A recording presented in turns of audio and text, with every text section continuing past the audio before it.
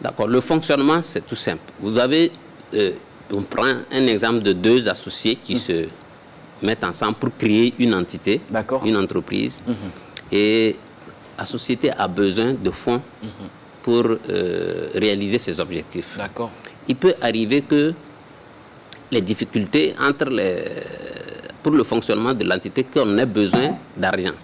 Et si un des associés est plus nanti, entre guillemets, que l'autre, il peut apporter ses ressources à l'entité pour qu'elle puisse réaliser ses activités. C'est-à-dire que la société reste devoir à cet associé. D'accord. Alors, vous créez une société où le capital est d'1 million, je prends le cas d'une SARL, où chacun apporte par exemple 500 000, 500 000. D'accord. Pour fonctionner, il y a un par exemple qui peut dire, bon, moi j'ai 5 millions que je pouvais utiliser pour autre chose ou bien je vais aller placer en épargne.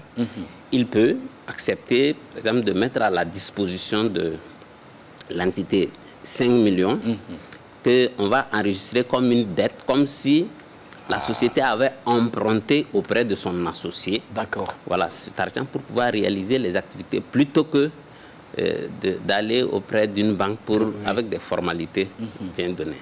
Il peut arriver que à la création d'une entité, il y a eu des dépenses antérieures.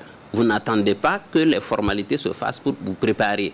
Je peux déjà payer du matériel, mais je n'ai pas encore créé juridiquement, de façon formelle, la société. Donc, il y a des dépenses que vous pouvez effectuer. D'accord. Et il y a un certain délai pour les prendre en compte quand vous allez créer votre société et que vous allez ouvrir la comptabilité. Là, on les intègre comme apport en compte courant d'associés parce que là, le capital est déjà calé. Maintenant, on peut décider de ce qu'il faut faire de ce compte courant d'associés. Par la suite, si on veut l'intégrer au capital ou s'il faut rembourser la personne qui a mis à disposition donc les fonds.